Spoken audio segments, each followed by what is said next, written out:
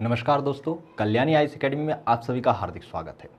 मित्रों, हम लोग मध्यकालीन इतिहास का अध्ययन कर रहे हैं और मध्यकालीन इतिहास के अंतर्गत पिछले ही वीडियो में हम लोगों ने देखा था कि नसीरुद्दीन महसूद जो कि किसका शासक था? तुगलक वंश का शासक था। तुगलक वंश का अंतिम शासक था। तुगलक वंश के इस शासक के समय तैमूरलंग आक्रमण करता है। तैमूरलंग के विषय में भी हम लोगों ने पिछली वीडियो में देखा था कि तैमूरलंग मध्य एशिया का एक शासक था। चूंकि वह लंगड़ा था इसलिए उसे लंग कहा जाता था, नाम उसका तैमूर था। तो उसने भारत पर अटैक किया, नसीरुद्दीन महसूद की हत्या की और अपने सेनापति खिज्र खां को यहाँ की सत्ता सौंपकर वह वापस चला गया।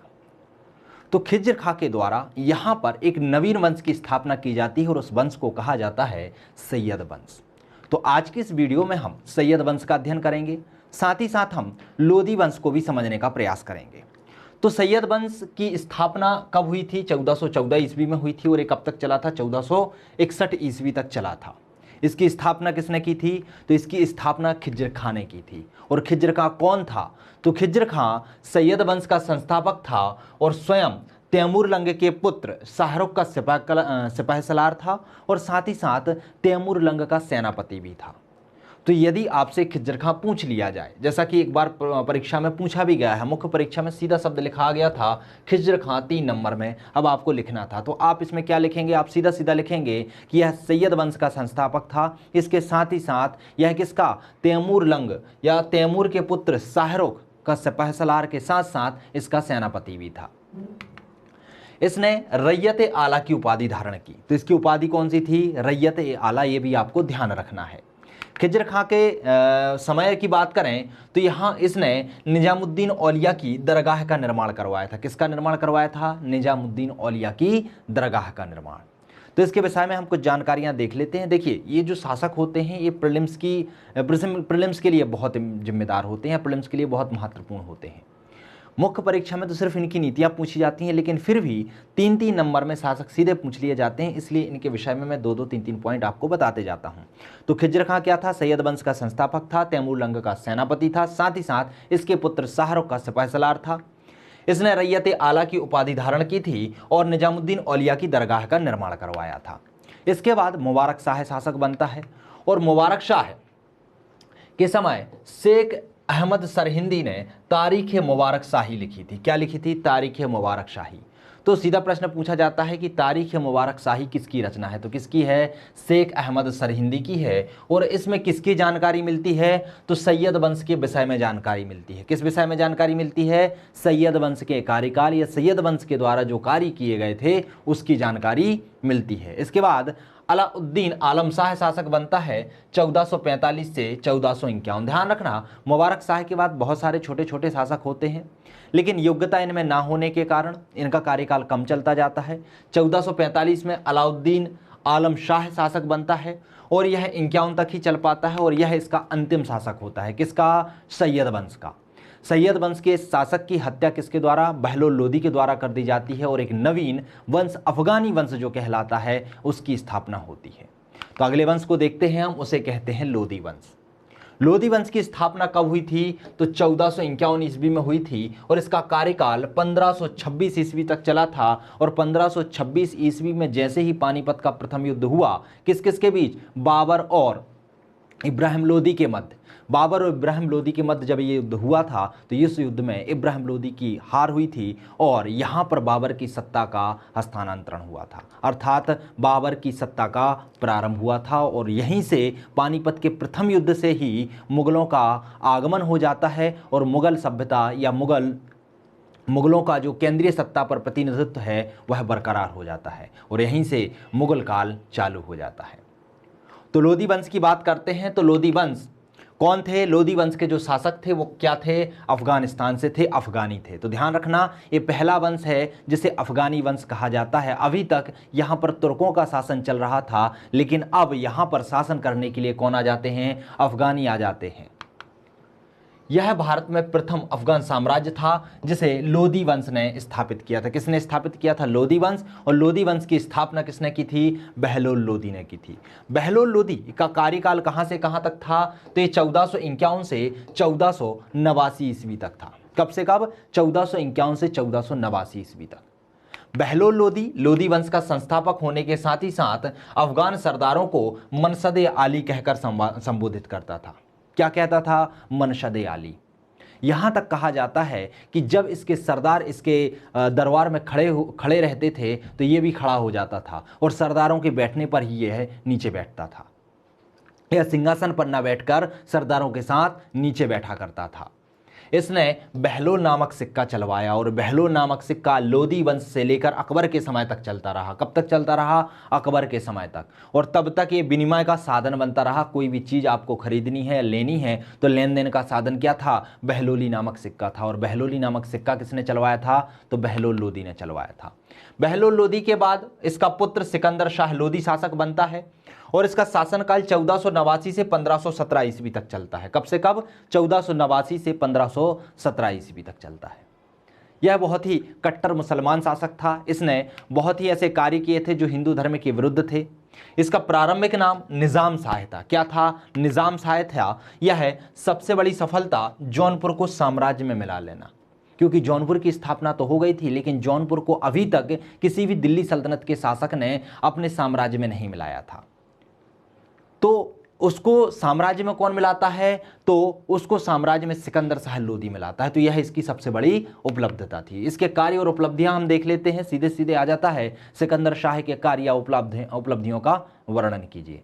तो सिकंदर शाह के कार्य क्या क्या हैं? तो सबसे बड़ा कार्य था 1504 में इसने आगरा शहर की स्थापना की थी। सीधा सीधा प्रश्न पूछा जाता है, आगरा शहर की स्थापना किसने और कब की थी? तो 1504 में किसके द्वारा की गई थी? सिकंदर शाह लोदी के द्वारा की गई थी। साथ ही साथ 1506 में इसने इसे राजधानी बना लिया था। तो अपनी राजधानी कहाँ ले गया था? आगरा ले गया था। इसने भूमि माप हेतु गज ए सिकंदरी पैमाना चलवाया था। गज ए सिकंदरी क्या होता है? एक 29 अंगुल या 32 इंच का एक पैमाना होता है जिससे भूमि की नपती की जाती है। तो पूछा जाता है कि गज ए सिकंदरी पैमाना किसने चालू किया था? तो सिकंदर शाह लोदी ने किया था। कितने अंगुल का होता है? तो 39 अंगुल और 32 इंच का होता है। या तो 39 अंगुल का होगा या 32 इंच का। इसने मुहर्रम में ताजिए निकलवाना बंद करवा दिया था। तो मुहर्रम में जो ताजिए निकलते थे उन पर प्रतिबंध लगवा दिया था। साथ ही साथ उसने मुसलमान स्त्रियों को पीरों तथा संतों की मज़ार पर जाने पर भी रोक लगा दी थी। तो जो इस्लाम धर्म के अनुसार नियम थे उनका पालन करते हुए उसने कुछ ऐसे कड़े नियम लिए थे जिससे लोग बहुत हतोत्साहित भी हुए थे।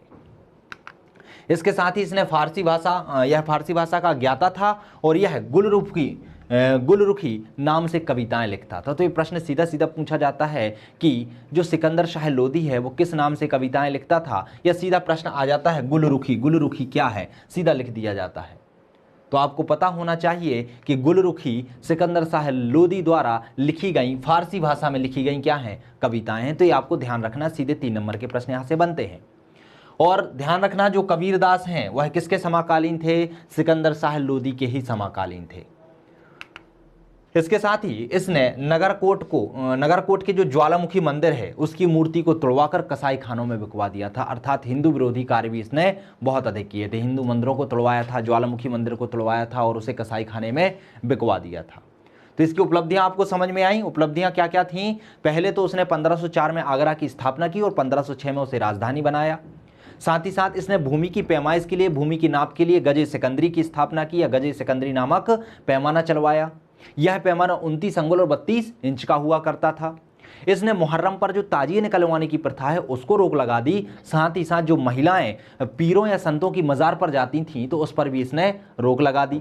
इसके साथ ही साथ यह फारसी भाषा का स्वयं ज्ञाता था और गुलमुखी नाम से क्या लिखता था? कविताएं लिखता था। कबीरदास इसके समकालीन थे और इसका सबसे एक बुरा काम माना जाता है कि इसने नागरकोट के ज्वालामुखी मंदिर को तोड़वाकर कसाई खाने में बिकवा दिया था।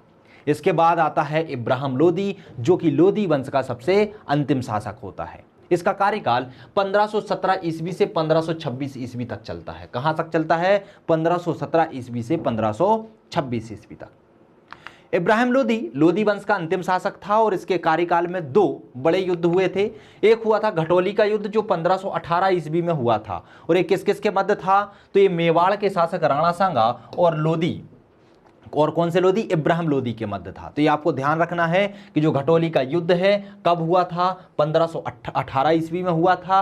किन किन के मध्य हुआ था? तो मेवाड़ के शासक राणा सांगा और बहलोल लोदी के मध्य हुआ, सॉरी इब्राहिम लोदी के मध्य हुआ था। इस युद्ध में किसकी जीत हुई थी? तो इस युद्ध में इब्राहिम लोदी की जीत हुई थी और राणा सांगा हार गया था। देखो अलग अलग इसके तथ्य मिलते हैं, कहीं पर इब्राहिम लोदी की जीत मिलती है तो कहीं पर राणा सांगा की जीत मिलती है।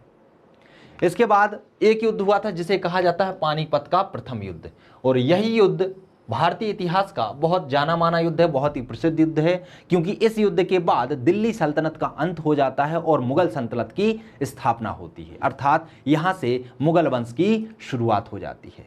तो पानीपत का प्रथम युद्ध कब हुआ था? तो ये 21 अप्रैल 1526 ईस्वी को हुआ था। आपको इसे डेट सहित याद रखना है क्योंकि सीधा सीधा तारीख और महीना और सन इसका पूछा जाता है। तो ये कब हुआ था? 21 अप्रैल 1526 को हुआ था। किस किस के मध्य हुआ था? तो मुगल वंश का बाबर था और लोदी वंश का इब्राहिम लोदी था। तो यह बाबर और इब्राहिम लोदी के मध्य होता है और यह स्थान जो पानीपत है वह कहाँ पर आता है? हरियाणा में आता है। पानीपत का स्थान बहुत ही महत्वपूर्ण है क्योंकि इस पर अलग अलग समय में अलग अलग युद्ध होंगे और वह पानीपत प्रथम, पानीपत द्वितीय और पानीपत तृतीय के नाम से जाने जाएंगे। ये तीनों युद्ध ही बहुत ही भयंकर हुए थे। एक अकबर के समय पे हुआ था और एक बाबर के समय पे हुआ था। एक जो तीसरा युद्ध होगा उसमें मराठा शक्ति का अंत हो जाएगा। तो आप समझ सकते हैं कि यह युद्ध कितने भयानक हुए होंगे।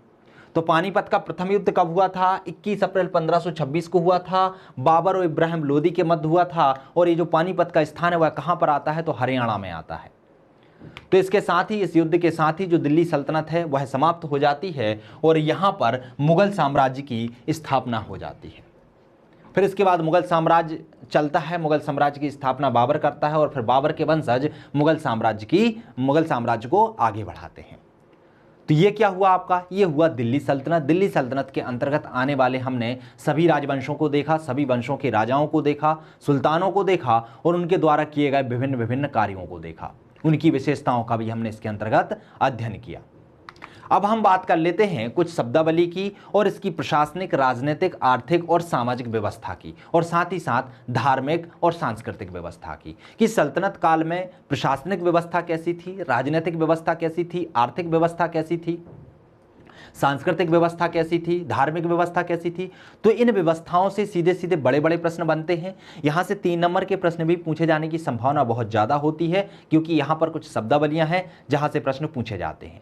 तो चलिए हम एक एक करके इनको समझने का प्रयास करते हैं। सबसे पहले एक शब्दावली पूछी जाती है जिसे कहा जाता है जवाबियत। क्या कहा जाता है? जवाबियत। तो जवाबियत क्या होती है?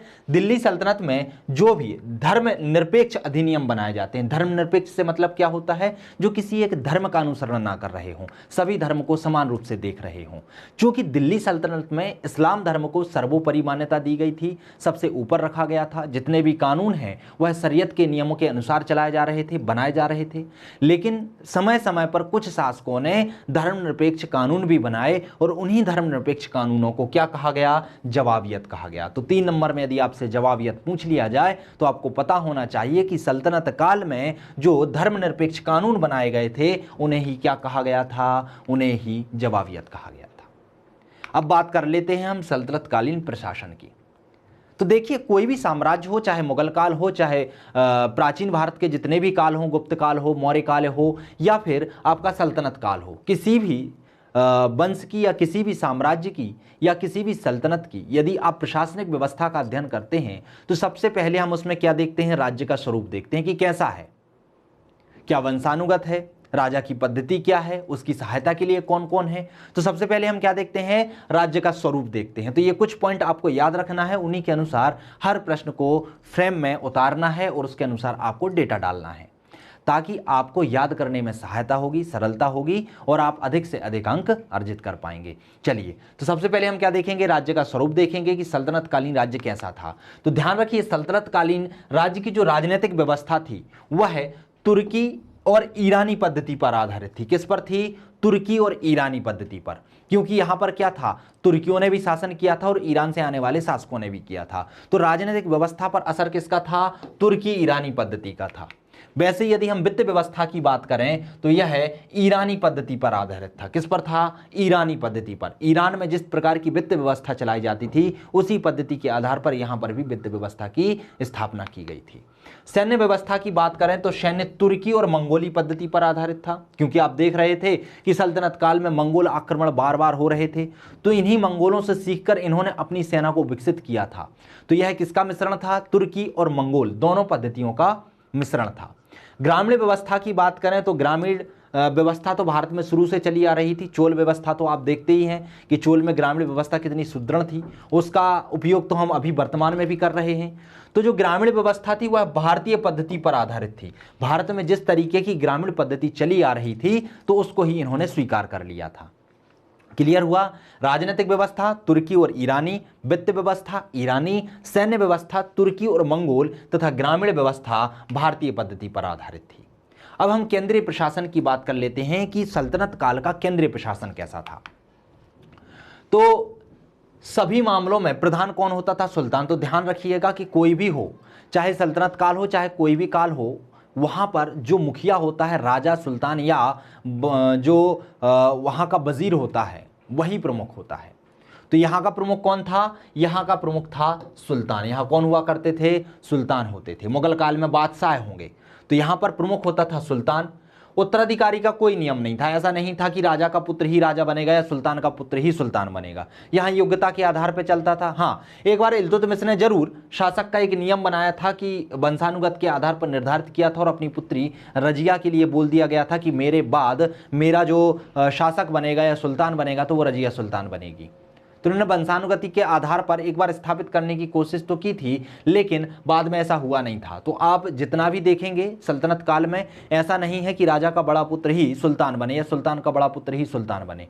कोई भी जो योग्य होता था वो दूसरे को हराकर वहां पर बैठ जाया करता था। सुल्तान की सहायता हेतु विभिन्न विभाग एवं अधिकारी हुआ करते थे, जिनमें प्रमुख थे जैसे कि दीवान ए विजारत, ये सबसे प्रमुख हुआ करता था। यह किस विभाग का प्रमुख था? तो वित्त विभाग का प्रमुख था।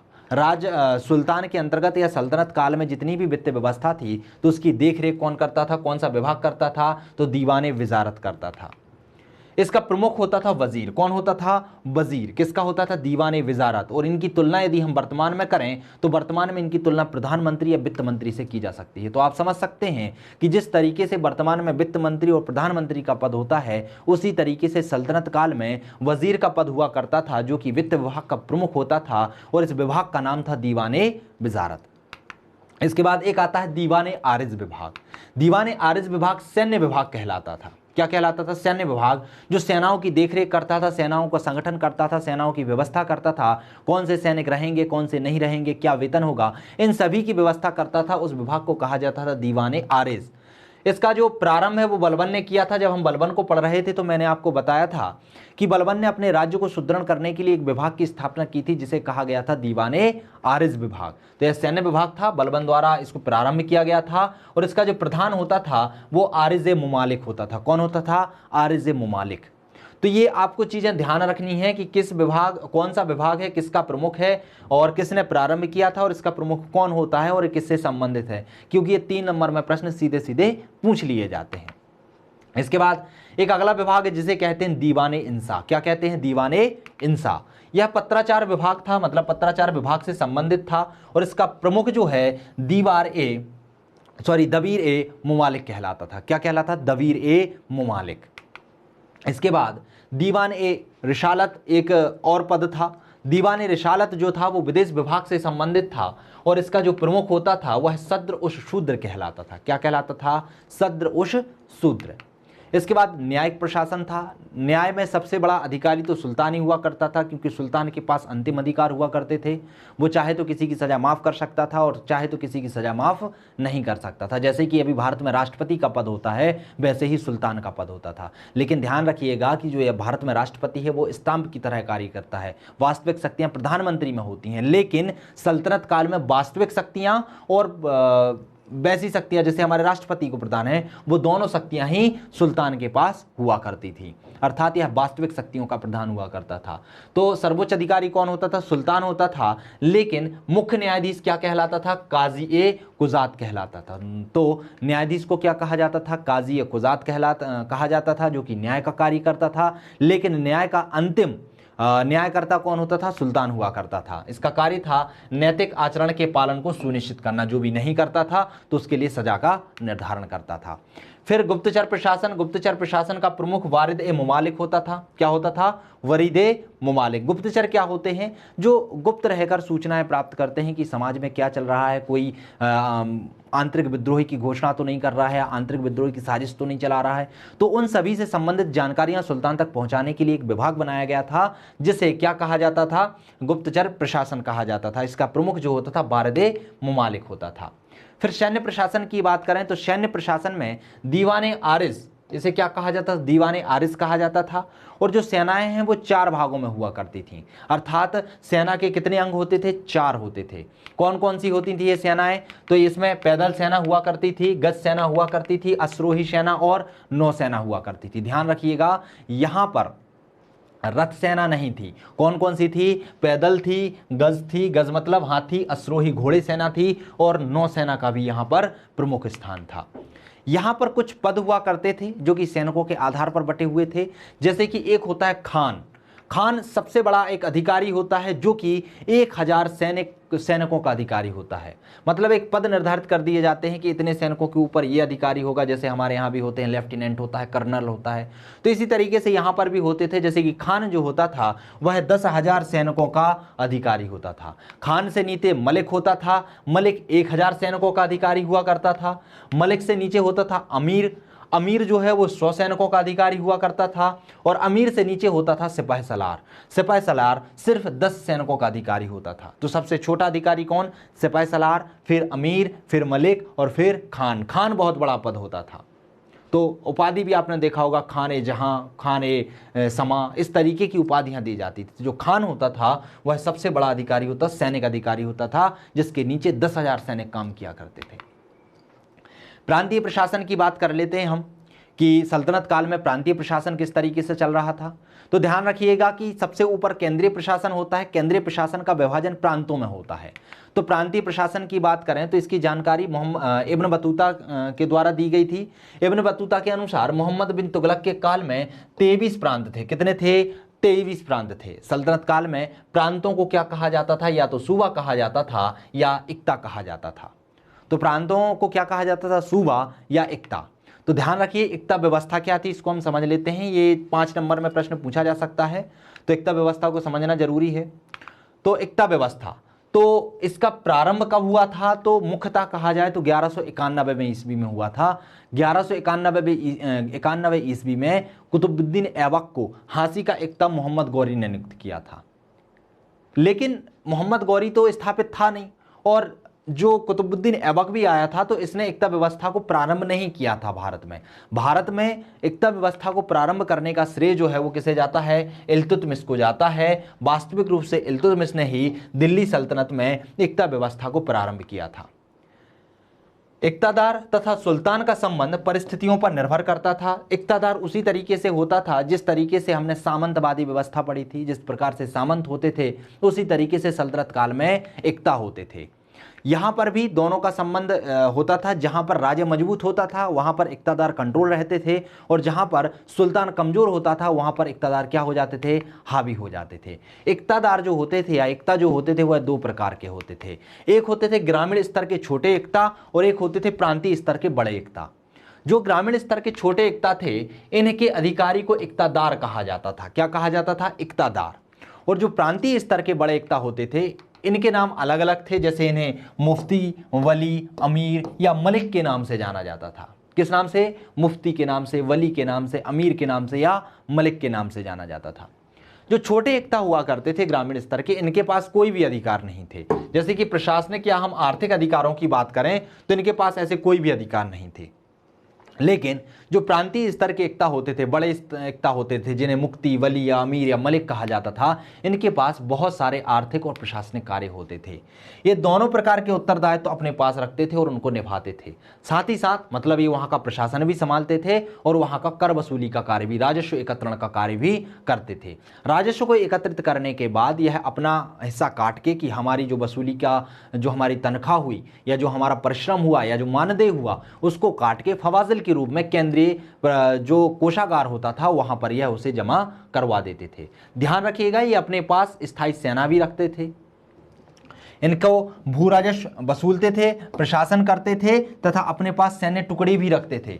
साथ ही साथ वसूल किए गए राजस्व को अपना वेतन और खर्चा काटने के बाद फवाजिल के रूप में कहां जमा कर देते थे? केंद्रीय राजस्व में जमा कर देते थे। प्रायः मुफ्ती और वली का पद वंशानुगत न होकर स्थानांतरित होता रहता था। किसका?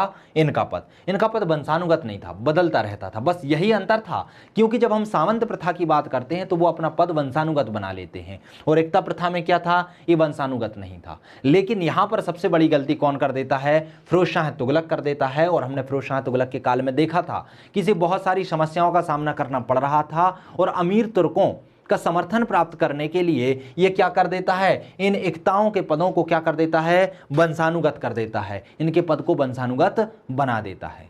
और इसी के कारण हम देखते हैं कि फिरोज शाह तुगलक के बाद से ही जो सल्तनत काल है उसका विघटन धीरे धीरे चालू हो जाता है, धीरे धीरे टूटने लगता है, क्योंकि तुगलक वंश का कार्यकाल सबसे ज़्यादा था। फिर इसके बाद सैयद वंश और लोदी वंश का कार्यकाल थोड़ा थोड़ा रहा, और लोदी वंश के बाद मुगल वंश स्थापित हो गया। फिर हम सिख परगना और ग्रामीण प्रशासन की बात कर लेते हैं। तो सबसे पहले केंद्रीय प्रशासन होता है। केंद्रीय प्रशासन के बाद थोड़ा हम देख लेते हैं, सबसे ऊपर केंद्रीय प्रशासन होता है। केंद्रीय प्रशासन का विभाजन होता है प्रांतों में। किसमें होता है? प्रांतों में होता है। प्रांतों को क्या कहा जाता है? एकता भी कहा जाता था। क्या कहा जाता था? एकता। और प्रांतों का विभाजन किसमें होता है? तो प्रांतों का विभाजन होता है सिख में। किसमें होता है? सिख। और सिख का विभाजन होता है परगना में। किसमें होता है? परगना में। और परगना का विभाजन होता है गांवों में। ये किसमें होता है? गांवों में। तो इस तरीके से ये इकाइयां घटती जाती हैं। सबसे छोटी इकाई क्या होती है? ग्रामीण प्रशासन, गांवों की इकाई होती है। सबसे बड़ी होती है केंद्रीय प्रशासन। ध्यान रखिएगा, जिस तरीके से यहाँ पर कार्य होता है, यहाँ पर अर्थव्यवस्था, प्रशासनिक व्यवस्था, राज्य व्यवस्था जिस तरीके से होती है उसी तरीके से प्रांतों में होती है, उसी तरीके से सिख में, उसी तरीके से परगना में, उसी तरीके से गाँव में होती है। जो सिख होते हैं वो जिले कहलाते हैं, परगना तहसील होती है, और ग्रामीण गांव होते हैं। तो जिस तरीके से अभी वर्तमान व्यवस्था को आप देखेंगे कि केंद्र में प्रधानमंत्री होता है, केंद्रीय व्यवस्था अलग तरीके से चल रही होती है। फिर राज्य आ जाता है, राज्य में भी पूरी व्यवस्था अलग तरीके से होती है। फिर जिले आ जाते हैं, जिले में भी पूरी प्रशासनिक व्यवस्था अलग से चलती है। फिर तहसीलें आती हैं, तहसीलों में भी प्रशासनिक व्यवस्था अलग से चलती है। फिर गाँव आ जाते हैं, तो गाँव में प्रमुख सरपंच होता है, वो भी अपनी व्यवस्था अलग तरीके से चलाता है। तो इसी तरीके से प्रशासन को सुदृढ़ तरीके से, सही तरीके से चलाने के लिए अलग अलग स्तर में से बांट दिया जाता है, और अलग अलग अधिकारियों के माध्यम से वहां की व्यवस्था को सुनिश्चित किया जाता है। तो यही व्यवस्था कहां से चली आ रही थी? बहुत पहले से चली आ रही थी। और यदि हम सल्तनत काल की बात करें तो सल्तनत काल में सबसे ऊपर केंद्रीय प्रशासन होता था, जिसका प्रमुख कौन था? सुल्तान हुआ करता था। फिर प्रांत होता था, प्रांतों में कौन होते थे? तो एकतादार होते थे, मलिक होते थे, ठीक है। उसके बाद सिख हो गए, सिखदार होता है इसका प्रमुख। फिर परगना, परगना का ग्रामीण, गांव में इसका विभाजन होता है। चलिए हम एक एक करके इनको समझ लेते हैं। तो सिख, प्रांतों का विभाजन किसमें होता है? सिख में होता है, और इसका प्रमुख होता है सिखदार। ऐसे ही सिख का विभाजन परगना में होता है, और परगना का प्रमुख जो होता है उसे कहते हैं आमिल। क्या कहा जाता है? आमिल। और परगना का विभाजन किसमें होता है? गाँव में। और गाँव जो है वह ग्रामीण प्रशासन है वह क्या होती है? सबसे छोटी इकाई होती है, और इसके जो मुखिया होते हैं उन्हें खूत, मुकद्दम या चौधरी कहा जाता था। क्या कहा जाता था? खूत कहा जाता था, मुकद्दम कहा जाता था, या चौधरी कहा जाता था। और ध्यान रखिएगा कि ये जो थे खूत, मुकद्दम और चौधरी, इनके पद क्या थे? वंशानुगत होते थे। इक्तादारों के पद आपने देखा था कि वंशानुगत नहीं थे, लेकिन जो छोटे ग्रामीण स्तर के होते थे इनके पद क्या थे? वंशानुगत होते थे। निष्कर्षतः सल्तनतकालीन प्रशासनिक व्यवस्था के द्वारा सुल्तान दूरस्थ क्षेत्रों में क्या करना चाहता था? दूरस्थ क्षेत्रों में नियंत्रण प्राप्त करने का प्रयास करता था, और नियंत्रण बनाए भी रखता था। तो इस तरीके से ये जो कार्य है, प्रशासनिक व्यवस्था है, वो चल रही थी, लेकिन यह नियंत्रण बनाने की व्यवस्था जो है वह सुल्तान की योग्यता पर निर्भर करती थी। जो सुल्तान बहुत मजबूत किस्म का होता था, बहुत अच्छा प्रशासक होता था, वह तो नियंत्रण बहुत अच्छे से रख लेता था, लेकिन जो भी सुल्तान कमजोर प्रवृत्ति के होते थे वो उन नियंत्रण को खो देते थे और राज्य क्या होने लगते थे, प्रांत धीरे धीरे स्वतंत्र होने लगते थे और विरोध करने लगते थे। जैसे कि उदाहरण में हम मोहम्मद बिन तुगलक का समय देख सकते हैं। मोहम्मद बिन तुगलक अच्छा प्रशासक था, लेकिन उसकी नीतियां विफल होने के कारण और उसके केंद्र में दक्षिण भारत होने के कारण तो वह दक्षिण भारत में ही लगा रहा और उसके समय ही बहुत सारे क्षेत्र जैसे कि मदुरा हो गया, बंगाल हो गया, विजयनगर हो गया, तो बहमनी साम्राज्य हो गया, ये क्या हो रहे थे, धीरे धीरे स्वतंत्र होना प्रारंभ हो गए थे। ये पहले क्या थे, सूबे थे, एकता थे, लेकिन धीरे धीरे ये अपने आप को स्वतंत्र करने लग गए थे। तो ऐसे ही होता है कि ये जो संबंध चल रहा था प्रशासनिक इकाई का, ये राजा की योग्यता पर निर्भर होता था। आइए हम सल्तनतकालीन आर्थिक व्यवस्था की बात कर लेते हैं, अर्थव्यवस्था की बात कर लेते हैं कि सल्तनत व्यवस्था की अर्थव्यवस्था कैसी थी, कैसे संचालित होती थी, कैसे वह टैक्सों का निर्धारण करते थे, कैसे राजस्व की प्राप्ति करते थे और राजस्व का निर्धारण की विधियां क्या क्या थीं। तो सबसे पहले भूराजस्व व्यवस्था को देख लेते हैं। तो भूराजस्व व्यवस्था हिंदू और मुस्लिम परंपराओं का मिश्रण थी। किसकी थी, हिंदू और मुस्लिम परंपराओं, क्योंकि हिंदू तो यहाँ पहले से रह रहे थे, सल्तनत काल में मुसलमान यहाँ पर आ गए थे, इस्लामिक पद्धति चालू हो गई थी। तो इन्होंने अपनी जो राजस्वकालीन व्यवस्था का प्रारंभ किया था वह यहाँ की व्यवस्था को देखते हुए और अपनी कुछ विशेषताओं को मिश्रित करके नई व्यवस्था का निर्धारण किया था, नई व्यवस्था को बनाया था। इसमें भूमि को इन्होंने दो भागों में विभक्त किया था। भूमि दो प्रकार की होती थी। एक भूमि होती थी इक्ता भूमि, जो कि इक्तादारों के पास होती थी, और दूसरी भूमि होती थी खालसा भूमि, जो कि सुल्तान के सीधे नियंत्रण में होती थी। ध्यान रखिएगा, भूमि दो प्रकार की थी, दो भागों में बांट दी थी। एक जो इक्तादारों के पास में होती थी, प्रांतीय प्रशासन का जो संचालन करते थे, और दूसरा खालसा भूमि जो प्रशासक या सुल्तान के सीधे नियंत्रण में हुआ करती थी। खालसा भूमि का सर्वाधिक विस्तार अलाउद्दीन खिलजी के समय पर हुआ था। हमने अलाउद्दीन खिलजी का जब अध्ययन कर रहे थे तो हमने देखा था कि यह इनाम, बफ्फा, जितनी भी प्रकार की भूमि दी जाती थी लोगों को, उन सभी को इकट्ठा करके सभी भूमि को किस में परिवर्तित कर दिया था, खालसा भूमि में कर दिया था। फिर राजस्व निर्धारण की एक उसने व्यवस्था चालू की थी, भूमि की पैमाइश करवाई थी, फिर भूमि की पैमाइश के आधार पर कर का निर्धारण किया था। तो प्रश्न सीधा सीधा पूछा जाता है कि खालसा भूमि का विस्तार सबसे ज्यादा किसके काल में हुआ था, तो अलाउद्दीन खिलजी के काल में हुआ था। ऐसे ही सबसे कम विस्तार किसके में, फिरोज शाह तुगलक। फिरोज शाह तुगलक के काल में क्यों हुआ था, क्योंकि मैंने बताया था कि फिरोज शाह तुगलक को बहुत सारे विरोधों का सामना करना पड़ रहा था। तो सभी को संतुष्ट करने के लिए उसने राजकीय नियंत्रण या सुल्तान के नियंत्रण में जो भूमि थी उसकी मात्रा को घटा दिया था। इसलिए इसके काल में, फिरोज शाह तुगलक के काल में जो था खालसा भूमि, उसकी मात्रा कम हो गई थी। लेकिन अलाउद्दीन खिलजी की बात करें तो उसके शासनकाल में जो खालसा भूमि है उसकी मात्रा का सबसे ज्यादा विस्तार हुआ था। भू संग्रह, भू राजस्व संग्रह की पद्धति तीन प्रकार की होती थी यहाँ पर, मतलब जो भू संग्रह किया जाता था वह तीन प्रकार से किया जाता था। कैसे कैसे, एक किया जाता था गल्ला बख्शी या बटाई के द्वारा, दूसरा होता था कानकूत या नस्क के द्वारा, और तीसरा मशाहत एक पद्धति थी। तो तीन आधार पर राजस्व का संग्रह किया जाता था। गल्ला बख्शी या बटाई क्या होती थी, यह तीन प्रकार से होती थी, जैसे कि खेत बटाई, लंक बटाई और रास बटाई। समझ लेते हैं हम। खेत बटाई में क्या होता था, मान लीजिए किसान ने अपने खेत में अनाज उगाया, अनाज उगाते ही साथ फसल खड़ी रहती है, फसल खड़ी रहती है, और खड़ी फसल में ही वह राजस्व का निर्धारण कर दिया जाता था कि मान लीजिए 2 एकड़ में या 10 बीघा में कोई खेती लगी हुई है, तो वो देख लेते हैं कि ये फसल है, बहुत अच्छी फसल है, तो ठीक है, इसका मान लीजिए 1/3 या 1/4 या 1/5 भाग राजस्व प्रशासन को देना है। तो वह उसमें ही बांट देते थे कि यहाँ से जितना भी उत्पादन होगा वह राजस्व प्रशासन में जाएगा, और इस क्षेत्र से जितना भी उत्पादन होगा वो आप रख लेंगे। तो इस तरीके से जो बटाई होती थी उसे खेत बटाई कहा जाता था। फिर होती थी लंक बटाई।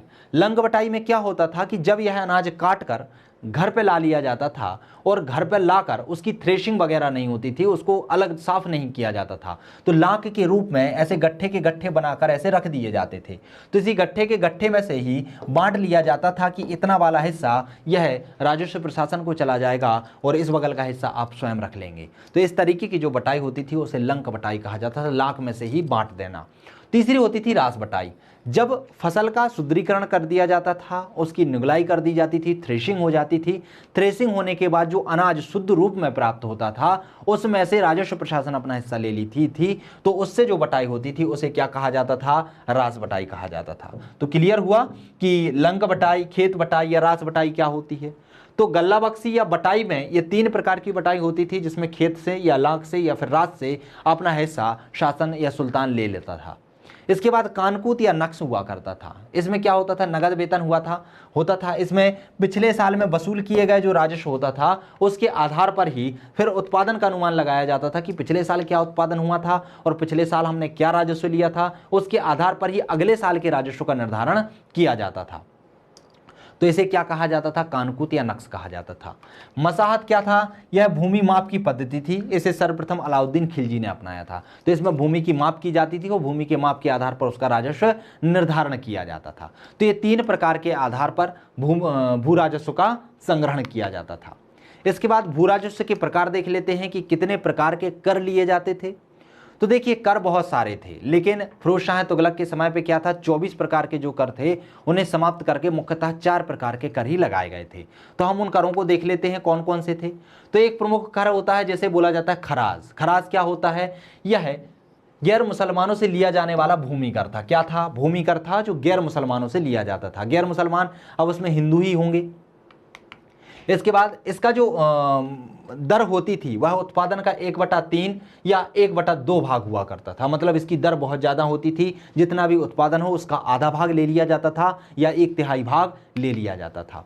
अलाउद्दीन खिलजी एवं मोहम्मद बिन तुगलक के समय यह 1/2 थी और अन्य शासकों के समय 1/3 से 1/5 थी। अर्थात मोहम्मद बिन तुगलक और अलाउद्दीन खिलजी के समय पर जो खराज है इसकी दर बहुत ज़्यादा हुआ करती थी, 1/2 हुआ करती थी। बाकी सुल्तानों के समय इसकी दर क्या थी? कम थी। दूसरा होता है उस्र। उस्र किससे लिया जाता है? भारतीय मुसलमानों से लिया जाने वाला भूमि कर था। तो ध्यान रखिएगा, एक गैर मुसलमानों से लिया जाने वाला भूमि कर था जो खराज कहलाता था, जिसकी दर बहुत ज़्यादा होती थी और बहुत ज़्यादा की अपेक्षा भी यदि हम अलाउद्दीन और मोहम्मद बिन तुगलक की बात करें तो उनके समय तो बहुत ज़्यादा दर थी। कितनी थी? 1/2 थी। ऐसे ही जो उस्र था वो भारतीय मुसलमानों से लिया जाता था। भारतीय मुसलमान कौन थे? जिन्होंने भारत में रहते हुए इस्लाम धर्म को स्वीकार किया था, वो क्या कहलाते थे? भारतीय मुसलमान कहलाते थे। नवीन मुसलमान कौन कहलाते थे? जो मंगोल थे। मंगोलों ने जब जलालुद्दीन खिलजी के समय इस्लाम धर्म स्वीकार किया था तो उन मंगोलों को क्या कहा गया था? नवीन मुसलमान। तो अब ध्यान रखिएगा, भारतीय मुसलमान क्या कहलाते हैं, नवीन मुसलमान क्या कहलाते हैं और मुसलमान क्या कहलाते हैं। तो भारतीय मुसलमानों से लिया जाने वाला भूमि कर था। इसकी यदि हम दर की बात करते हैं तो 1/10 भाग होती थी तथा जहां पर सिंचाई की व्यवस्था होती थी वहां पर 1/5 होती थी। तो आप देख सकते हैं कि यहां पर किस किस प्रकार का भेदभाव किया जाता था। तो क्या होता था कि जो सामान्य दर है वो 1/10 होती थी और यदि सिंचाई की सुविधा है तो 1/5 कर दी जाती थी। एक होता था जजिया कर। जजिया कर होता था, यह किससे लिया जाता था? तो गैर मुसलमानों से लिया जाता था।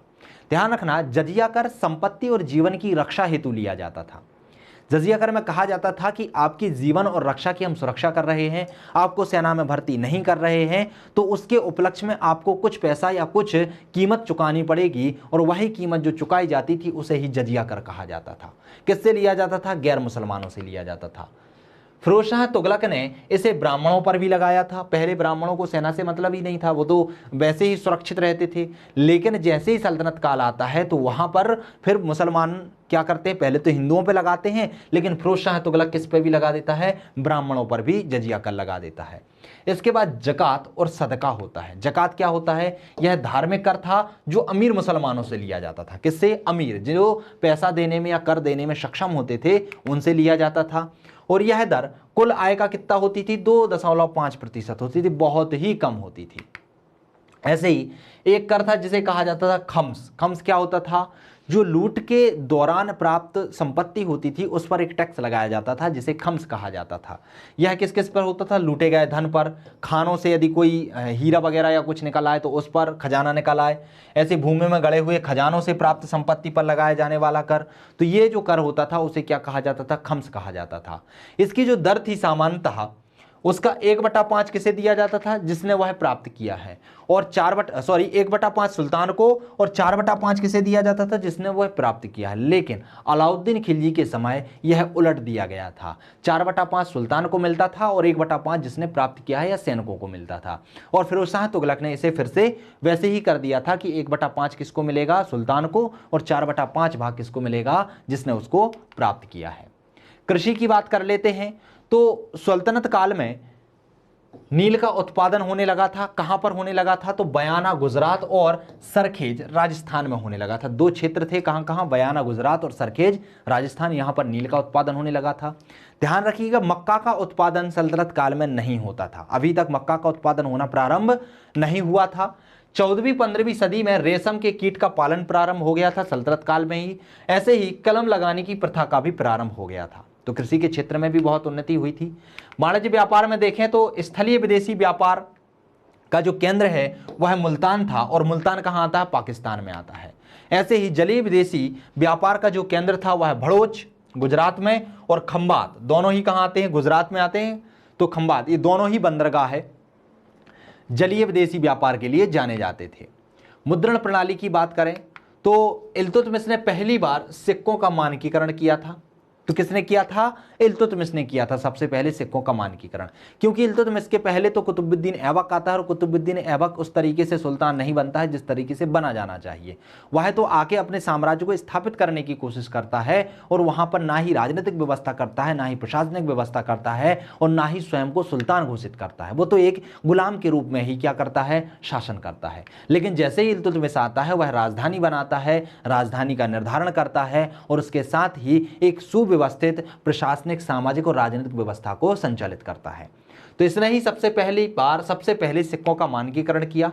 फिर आगे चलकर मोहम्मद बिन तुगलक ने सोने का दीनार और चांदी का अदली नामक सिक्के चलवाए, और इसने मिश्रित सिक्के भी चलवाए थे, लेकिन वो जो योजना थी वो विफल हो गई थी।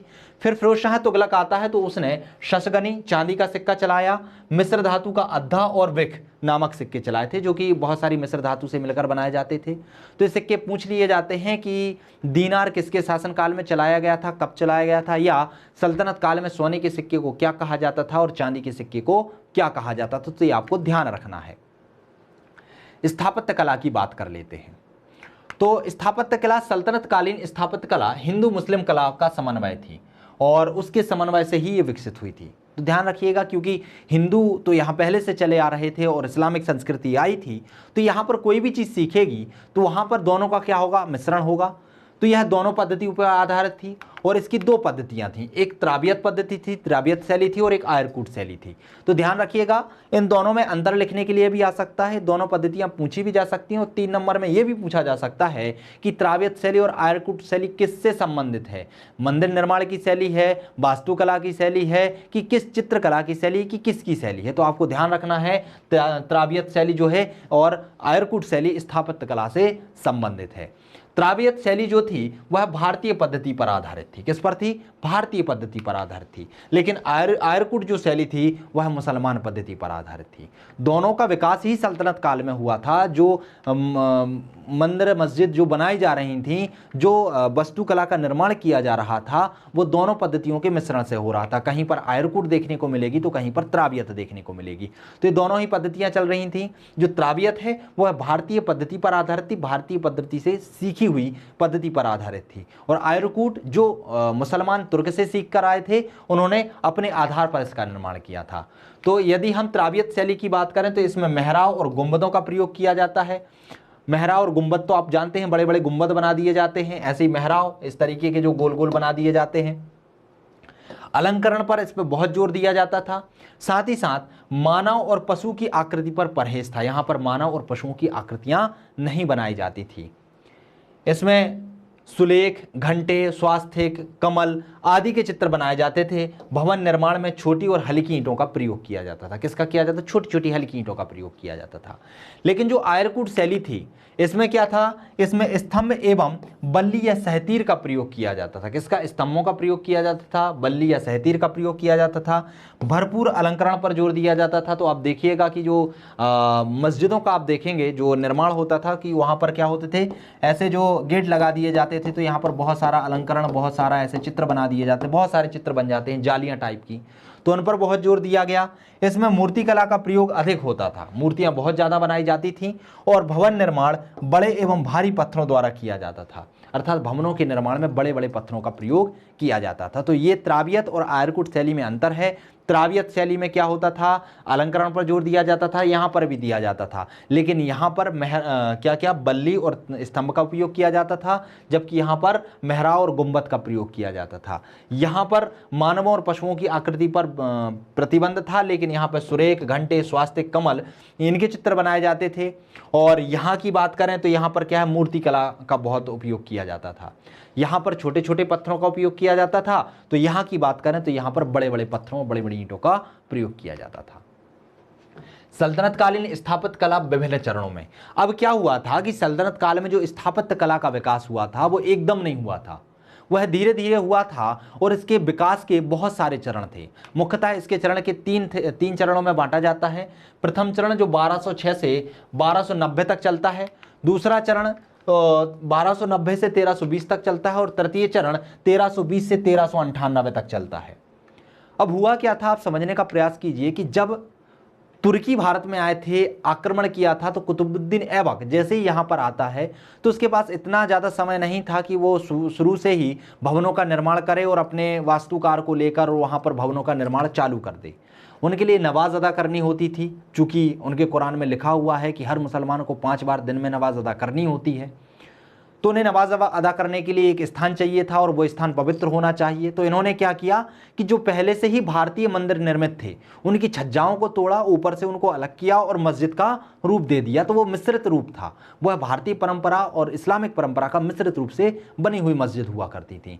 तो इस तरीके से फिर धीरे धीरे उनमें सुधार हुआ। जब शासकों को समय मिलने लगा तो शासक फिर उसको नए तरीके से और नई जगह पर उनकी स्थापना करने लगे और नए तरीके से उनका निर्माण करने लगे। चलिए इन चरणों को देख लेते हैं। जो प्रथम चरण था इसे मामलुक शैली कहा जाता था, अर्थात इसमें जो भवन निर्माण हुआ था उन्हें मामलुक शैली पर आधारित भवन कहा गया था। द्वितीय चरण खिलजी शैली कहलाता है और तृतीय चरण जो है वह तुगलक शैली कहलाता है। तो क्लियर हुआ, मामलुक शैली, खिलजी शैली और तुगलक शैली। खिलजी के समय क्या हो रहा था, साम्राज्य का विस्तार होने लगा था। यहाँ पर अब जो तुर्की थे वो अच्छे तरीके से स्थापित हो गए थे, तो यहाँ पर भवन निर्माण की पद्धति बदल जाएगी और तुगलक वंश में भी और यह जो पद्धति है और उत्कृष्ट हो जाएगी। तो चलिए अब हम बात कर लेते हैं मामलुक शैली की। तो जो मामलुक शैली है, मामलुक शैली में क्या होता था, इसमें भारतीय इमारतों को तोड़कर उनकी सामग्री से ही भवनों का निर्माण किया जाता था और इसमें अलग अलग शासकों ने अलग अलग इमारतों का निर्माण किया है। चलिए हम देख लेते हैं कि किस का शासक ने कौन कौन सी इमारतों का निर्माण किया है, क्योंकि सीधे सीधे पूछ लिया जाता है स्थापत्य कला में किस शासक द्वारा बनाए गए महलों के नाम लिखिए, बनाए गए वास्तुकलाओं का नाम लिखिए। तो आपको ये पता होना चाहिए किस शासक ने किस किस चीज़ का निर्माण किया है। तो सबसे पहले हम कुतुबुद्दीन ऐबक द्वारा देख लेते हैं कि कुतुबुद्दीन ऐबक ने किन किन इमारतों का निर्माण किया था। तो कुतुबुद्दीन ऐबक ने कुब्बत उल इस्लाम मस्जिद का निर्माण किया था। यह निर्माण कहाँ हुआ था, दिल्ली में। ऐसी 2.5 दिन का झोपड़ा अजमेर में हुआ था। कुतुब मीनार की नींव इसने डाली थी और ये कहाँ थी, दिल्ली में थी। इल्तुतमिश की बात कर लेते हैं। तो इल्तुतमिश ने जो निर्मित इमारतें हैं इल्तुतमिश द्वारा कौन कौन सी हैं, तो इसने नासिरुद्दीन महमूद या सुल्तानगढ़ी का मकबरा निर्मित करवाया था और यह तुर्कों द्वारा निर्मित प्रथम मकबरा था जो दिल्ली में स्थित है। तो ध्यान रखिएगा कि यदि पूछा जाए कि तुर्कों द्वारा स्थापित पहला मकबरा कौन सा है, तो कौन सा है, वो सुल्तानगढ़ी का मकबरा है और इसे ही नसरुद्दीन महमूद का मकबरा कहा जाता है।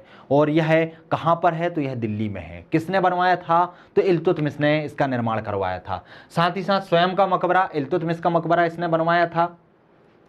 इसके बाद बलबन द्वारा निर्मित इमारतों की बात कर लेते हैं। तो ध्यान रखिएगा कि इल्तुतमिश ने कम ही निर्माण करवाया था, ज़्यादा नहीं करवाया था। इसके बाद बलबन ने बहुत सारी इमारतों का निर्माण करवाया था, जैसे कि बलबन का मकबरा, उसने स्वयं का मकबरा बनवाया था और यह इस्लामी शैली द्वारा निर्मित भारत का प्रथम मकबरा है। अर्थात भारत में इस्लामी शैली से निर्मित होने वाला पहला मकबरा कौन सा है, बलबन का मकबरा। और किसने बनवाया था, तो बलबन ने स्वयं ने बनवाया था। ध्यान रखिएगा, सल्तनत काल में कोई भी शासक किसी पर ज़्यादा भरोसा नहीं करता था, तो वह स्वयं का मकबरा खुद ही बनवा लेता था कि मेरा मकबरा ये मैं ही निर्धारित कर लेता हूँ जो भी है। तो इल्तुतमिश का देखें तो उसने खुद का मकबरा बनवाया था, ऐसे बलबन ने भी खुद का मकबरा बनवाया था। साथ ही साथ दिल्ली में इसने लाल महल का निर्माण करवाया था। इसके बाद हम खिलजी शैली की बात करते हैं। तो ध्यान रखिएगा, जो गुलाम वंश था, जो मामलुक वंश था, उसमें जितने भी भवन निर्मित हुए थे वो मामलुक शैली पर निर्मित थे। इसके बाद खिलजी वंश में जो भी स्थापत्य कला या जो भी इमारतें बनेंगी वो खिलजी शैली से निर्मित होंगी।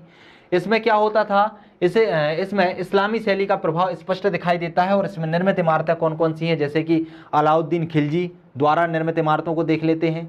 जलालुद्दीन खिलजी ने तो कोई इमारतें ज़्यादा नहीं बनवाई थी, क्योंकि जलालुद्दीन खिलजी वैसे ही 70 वर्ष का हो गया था जब शासन पर सत्ता स्थापित कर रहा था।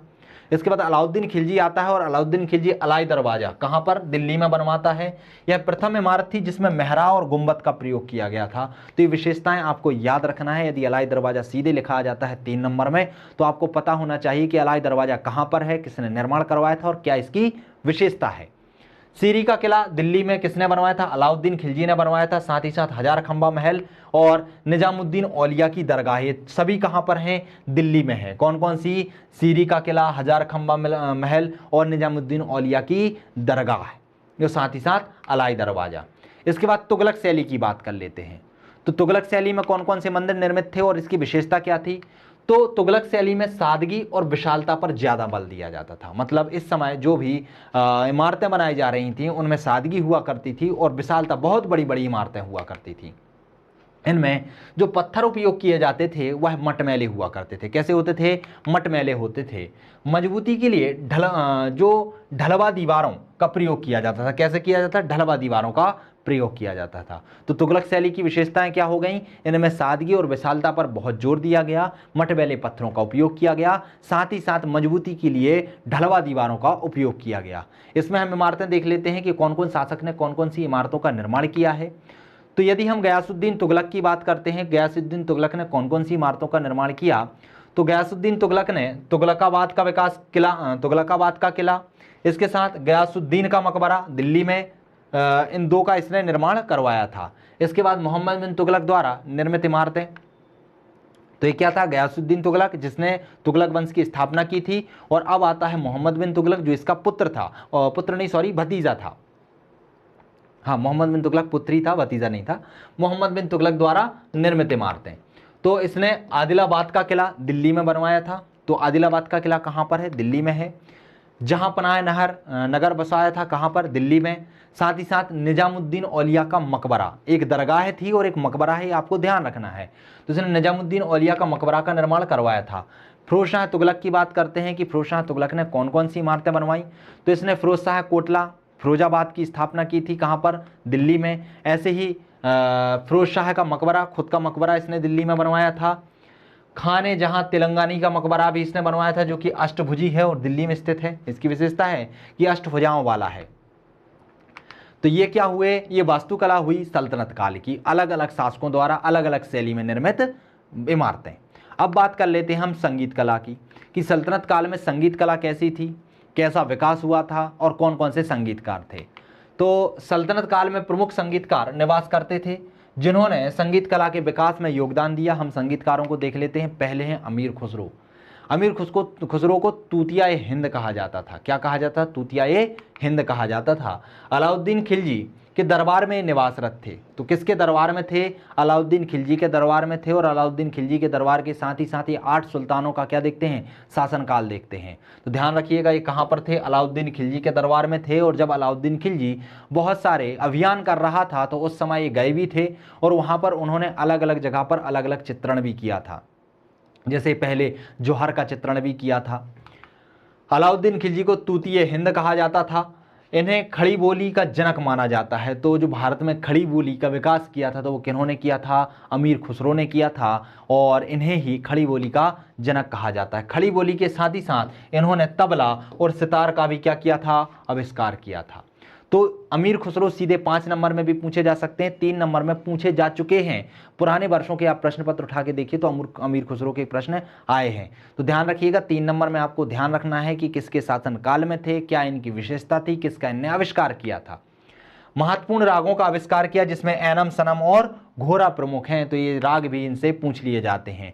इन्होंने बलबन से लेकर गयासुद्दीन तुगलक तक 8 सुल्तानों का क्या देखा था, शासनकाल देखा था। तो ध्यान रखना, मुख्यतः तो ये अलाउद्दीन खिलजी के दरबार में रहते थे, लेकिन यह कब से गए थे, बलबन के समय से। और कब तक रहे थे, गयासुद्दीन तुगलक के समय तक रहे थे। फिर आते हैं हुसैन शाह शर्की। यह जौनपुर के प्रमुख शासक थे और इन्होंने जो नवीन राग है जिसे ख्याल कहा जाता है, ख्याल गायन की प्रसिद्ध जो गायक होते हैं, तो उस ख्याल गायन को भारतीय संगीत में शामिल करने का जो श्रेय है वो किसे जाता है, वो हुसैन शाह शर्की को जाता है। इनके संरक्षण में संगीत शिरोमणि की भी रचना की गई थी। साहित्य कला की बात कर लेते हैं तो साहित्य कला में दिल्ली सल्तनत की मातृभाषा क्या थी, तुर्की थी। धार्मिक भाषा क्या थी, अरबी थी। तो मातृभाषा तुर्की क्यों थी, क्योंकि जितने भी सल्तनत काल में वंश आए वो मूलतः किसके थे, तुर्की ही थे। तुर्की के जो वंश थे, अलग अलग जो वर्ग थे, उन्हीं से आके हुए थे। तो इनकी भाषा क्या थी, तुर्की थी। धर्म, इस्लाम धर्म चला कहाँ से था, अरब से था, इसलिए इनकी जो धार्मिक भाषा है वो कैसी होगी, अरबी होगी।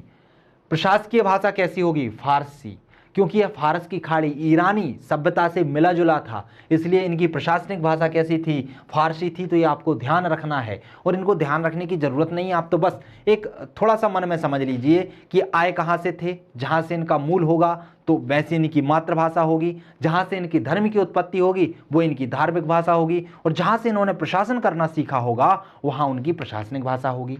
चलिए अब हम संतुलित काल की प्रमुख रचनाओं को और रचनाकारों को देख लेते हैं। यहाँ से 3-3 नंबर में प्रश्न पूछे जाने की संभावना बहुत ज़्यादा होती है, साथ ही साथ ये प्रारंभिक परीक्षा में भी बहुत महत्वपूर्ण स्थान रखते हैं।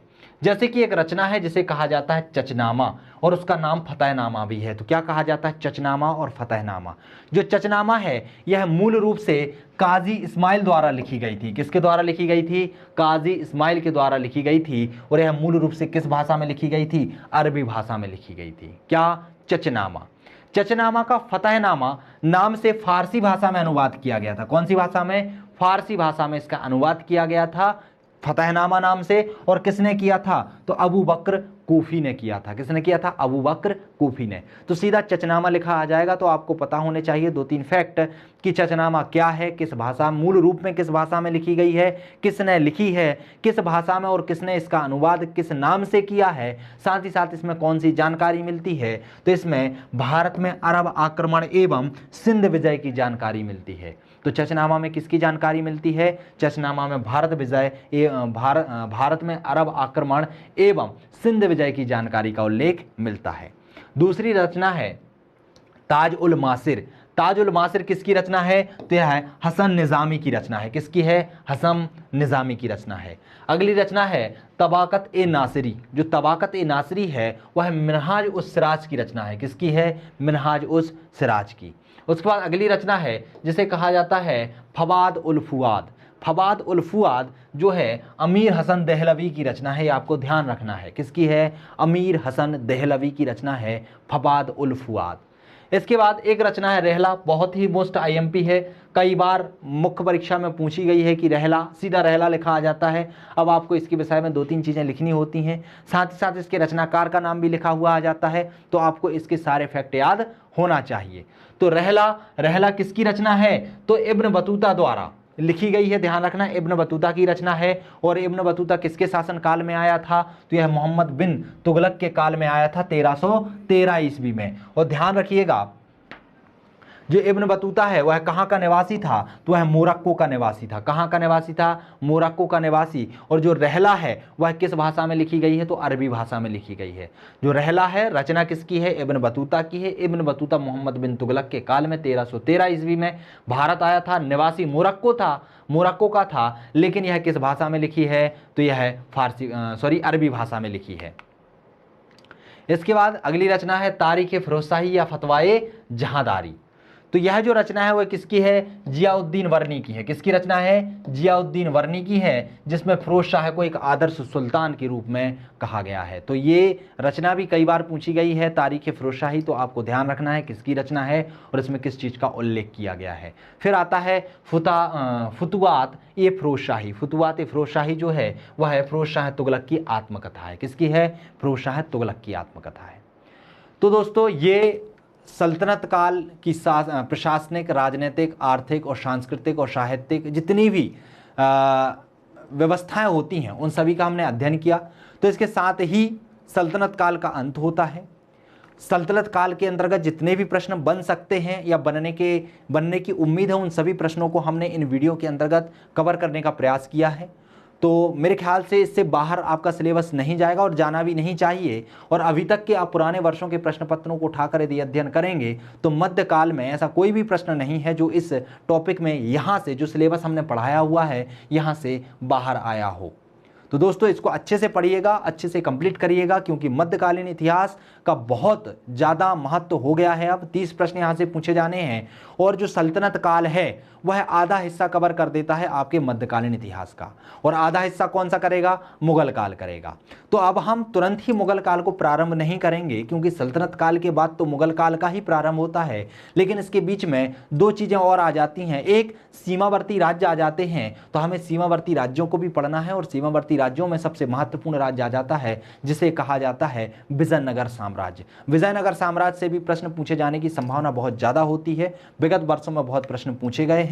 तो हम आने वाली वीडियो में सीमावर्ती राज्यों को, सीमावर्ती प्रांतों का अध्ययन करेंगे कि मोहम्मद बिन तुगलक के समय कौन कौन से प्रांत स्वतंत्र होते जा रहे थे और उनकी शासन व्यवस्था किस तरीके से संचालित हो रही थी। साथ ही साथ हम विजयनगर की भी बात करेंगे, और विजयनगर के बाद हम जो मध्यकाल में भक्ति आंदोलन चलाए जा रहे थे उन भक्ति आंदोलन का भी अध्ययन करेंगे, और उसके बाद हम प्रारंभ करेंगे हमारा मुगल साम्राज्य। तो दोस्तों मिलते हैं हम अगले वीडियो में अगले टॉपिक के साथ, जिसके अंतर्गत हम प्रांतीय साम्राज्यों का अध्ययन करेंगे। तब तक के लिए नमस्कार।